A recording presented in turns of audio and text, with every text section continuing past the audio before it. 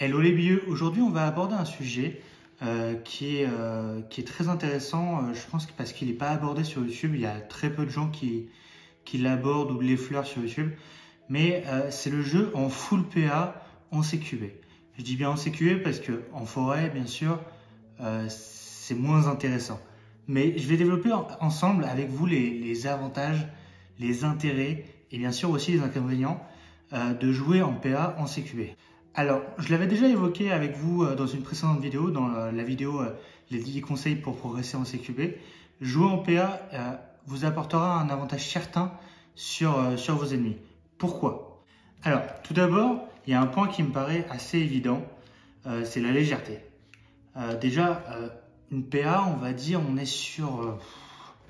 si on prend vraiment le haut du panier niveau lourdeur, je pense notamment au Way Dragon 7 pouces, on est sur 1,2 kg. C'est vraiment très léger, hein. On est vraiment sur un truc ultra maniable. 1,2 kg, c'est rien pour une réplique. C'est quoi l'intérêt d'avoir une réplique légère? C'est d'abord, tout simplement, une réplique lourde, c'est moins de mobilité. Vous allez être plus lent sur le terrain, vous allez moins cavaler.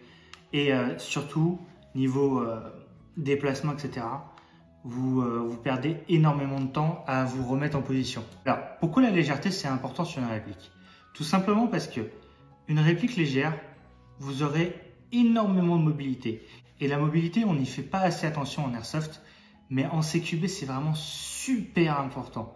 Parce que vous pouvez avoir de la cadence de tir, vous pouvez avoir de la précision, vous pouvez avoir tout ce que vous voulez. Si vous n'avez pas de mobilité, vous perdez des précieuses secondes sur vos ennemis. Et du coup, l'ennemi va prendre l'avantage sur vous et va pouvoir vous out. Ensuite, une réplique légère, ça vous confère aussi de la rapidité. C'est-à-dire que par exemple, vous allez être rapide dans vos mouvements. Tac, tac, vous pouvez changer d'angle en une fraction de seconde par rapport à une réplique longue.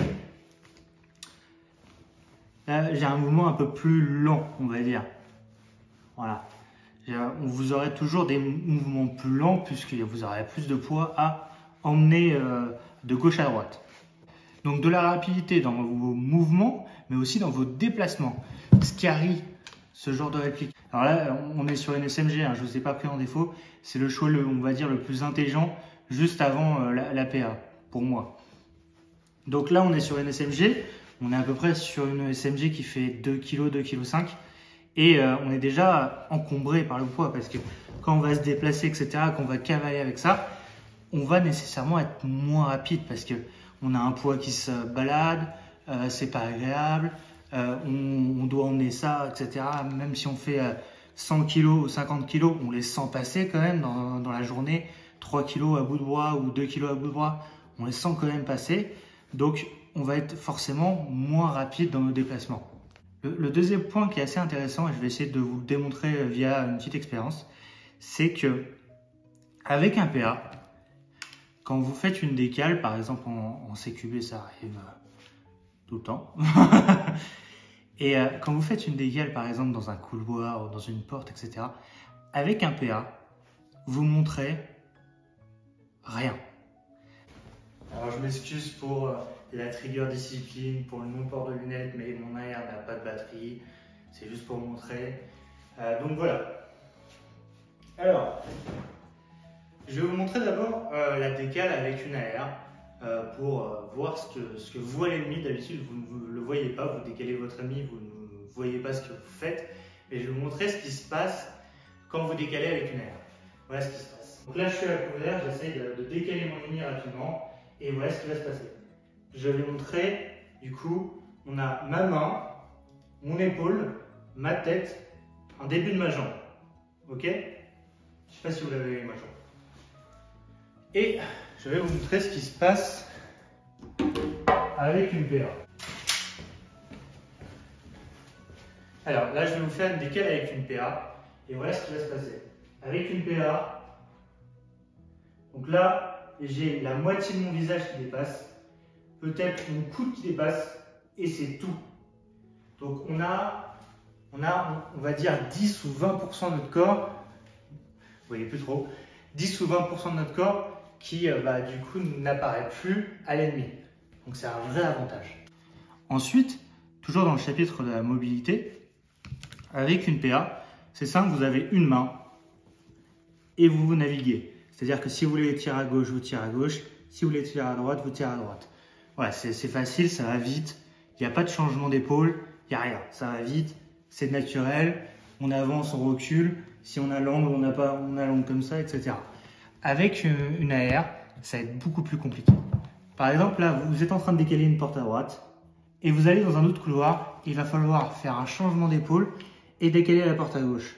Et changer d'œil aussi, parce que je suis pas habitué, je joue pas beaucoup AR, moi. Donc voilà, changer d'œil aussi, c'est important. Et voilà, vous êtes avec une main, par exemple, qui n'est pas directrice pour tirer.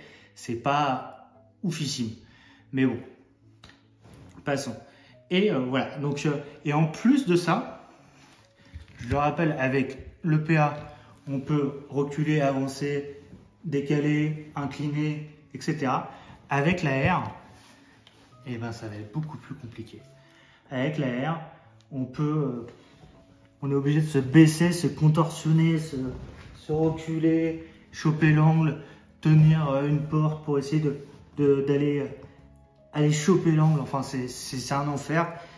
Juste parce que, je suis désolé, on a cette crosse qui nous embête. Donc au niveau de la mobilité, ne pas avoir de crosse, bien sûr, la crosse, ça apporte de la stabilité de tir, etc. Ne pas avoir de crosse nous apporte un grand avantage niveau mobilité. On peut allonger le bras, se baisser, aller chercher des positions basses, ce qu'on ne peut pas faire avec une AR. Alors déjà, je suis obligé de m'organiser avec la cuisine parce que je suis déjà obligé de m'organiser et de déplacer des meubles pour faire une décale au sol.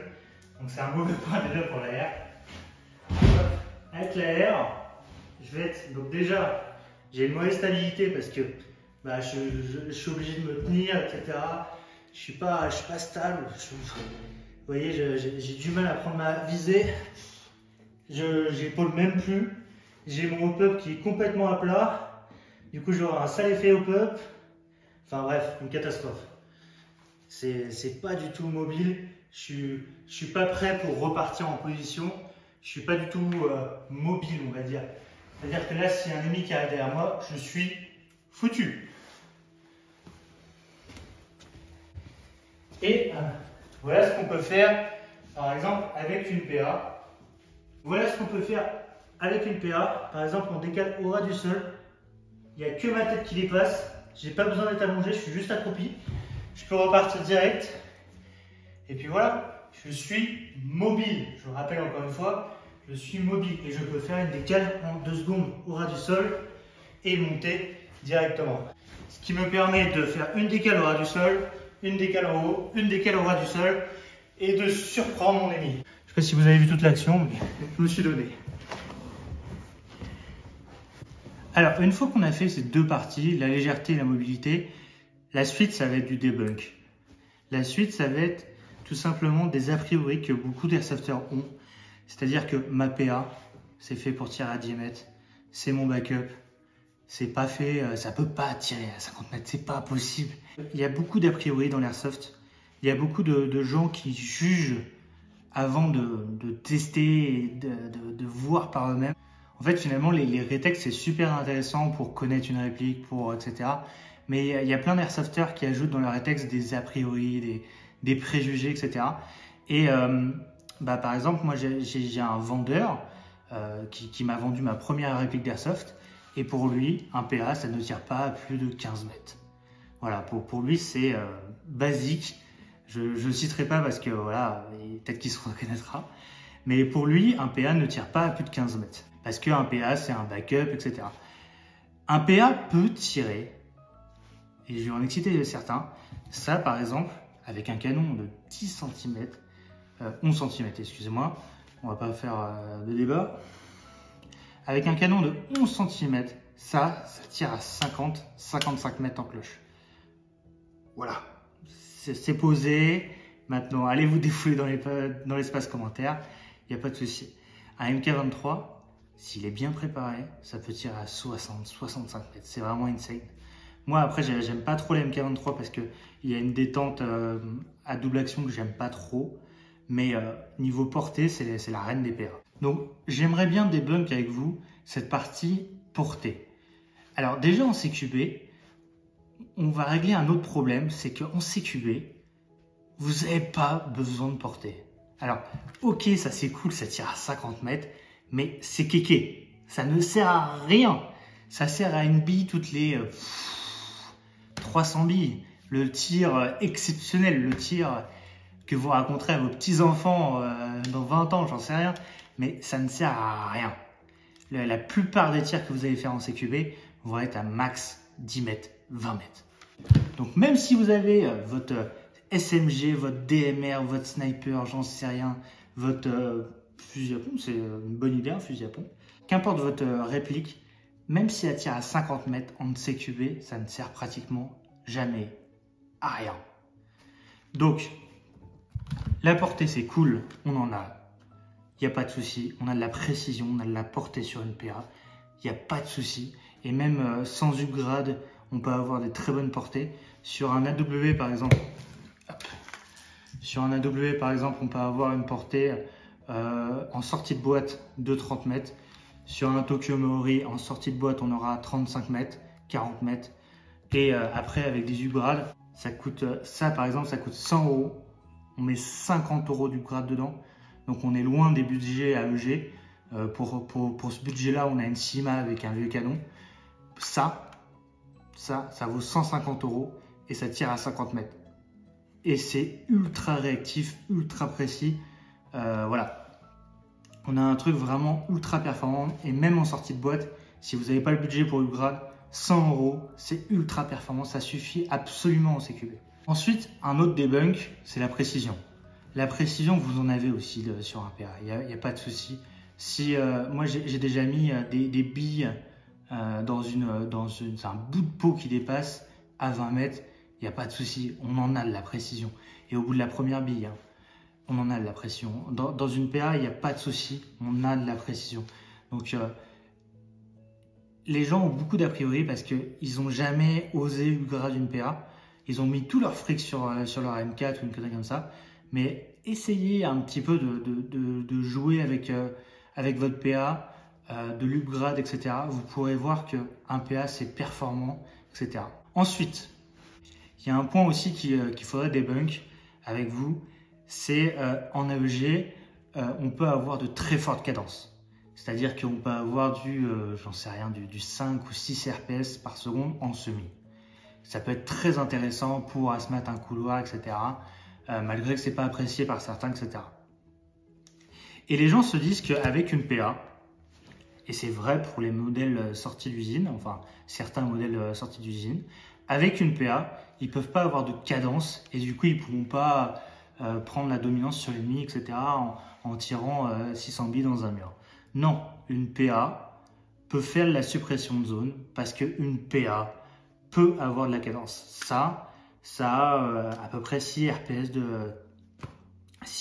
de cadence en semi. Voilà, je peux vraiment asmater avec ça. Ça a à peu près 7 ou 8 RPS. Et ça, c'est une Ken Props. Bon, elle est dans une boîte Edge. Ça, c'est une Ken Props, une culasse imprimée en SLS.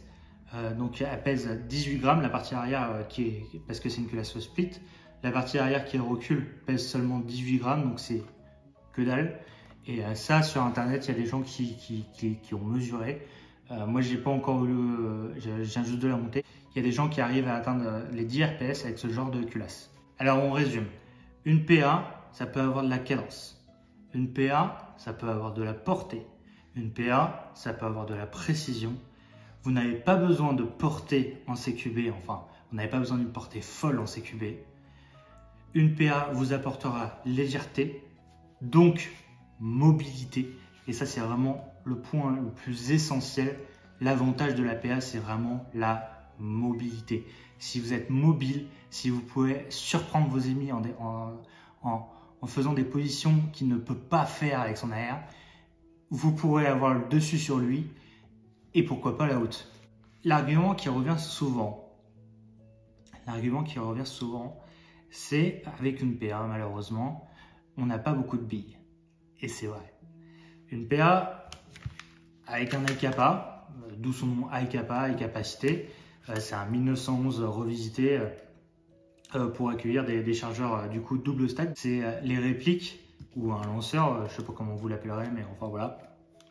C'est des répliques d'Airsoft qui en PA accueillent on va dire le plus de billes. Un MK23 je crois que c'est 28 billes, un Glock c'est 25, ça c'est à peu près 32, 28, ça dépend des modèles. Donc on n'a pas beaucoup de billes. Alors je vais citer le iCapa. Souvent les chargeurs de GBB sont chers, c'est-à-dire qu'un chargeur de Glock ça va être 25 €, etc. Il y a sur l'iCapa une exception, je ne sais pas pourquoi. Le Golden Eagle fait des chargeurs à bas prix, c'est-à-dire que pour 8 € vous avez un chargeur qui tire 30 billes.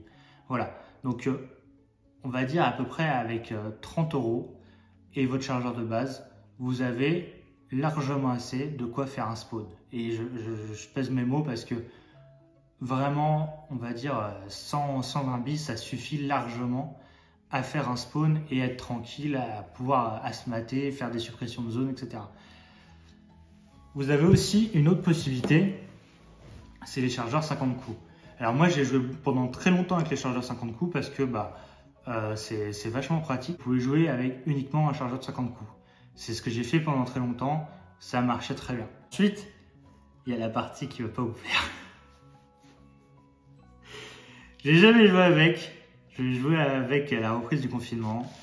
Voilà, j'en avais marre de recharger toutes les 5 secondes mon PA parce que bon, je rechargeais pas en jeu, mais je prenais beaucoup de temps au spawn pour recharger, etc., pour mettre un coup de bibi-odeur. Ça, c'est assez chiant. Ça, je vous l'accorde, c'est un des défauts du PA. C'est que si vous n'avez pas 6 milliards de chargeurs, il faut recharger. Alors qu'avec une AR, voilà, vous avez 5 chargeurs de 120 coups, ça vous fait normalement la matinée. Vous avez aussi ce genre de piste pour en finir avec les problèmes de rechargement. Donc chargeur M4, chargeur MP5, etc. Donc l'avantage c'est que vous n'avez pas besoin de débrancher, rebrancher le flexible si vous jouez en HPA. Voilà, c'est moins de perte d'air, etc. Et vous avez entre autres 150 coups. Moi, je joue pas avec ça pour asmater comme un porc. Je joue avec ça parce que j'en ai marre de recharger. Voilà. Alors voilà, cette vidéo est finie. J'espère qu'elle vous aura plu. J'espère que vous aurez appris à peut-être aimer votre PA et pourquoi pas le jouer à la prochaine partie à la sortie du confinement en CQB. Pourquoi pas l'améliorer pendant qu'on y est, on a du temps, etc. Vous faire plaisir avec votre PA, l'améliorer, peut-être repartir sur un autre modèle. Il y a des modèles très populaires, je pense à l'AEP par exemple, qui peut être une très bonne base d'upgrade. J'en ai pas un personnellement parce que j'apprécie pas le recul, etc. Mais par exemple, vous pouvez partir sur un AAP, un Glock. Mes tout premiers amours de jouer en CQB, en PA, c'était avec un Glock. Donc, vous pouvez prendre Glock, APP, iCapa, MK23 et vous faire tout de suite plaisir avec un petit upgrade, etc.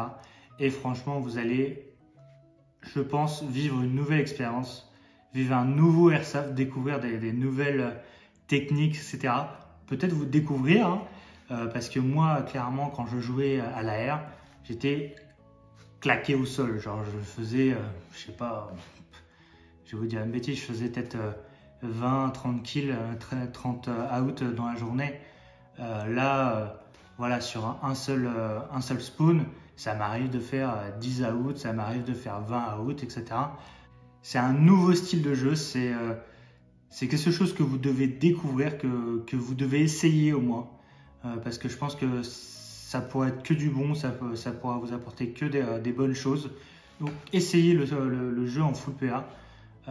Faites-moi confiance, ça pourrait être que bénéfique. Voilà, je vous laisse les billeux, j'espère que cette vidéo vous aura plu et qu'elle vous aura apporté des informations. Allez, tchuss!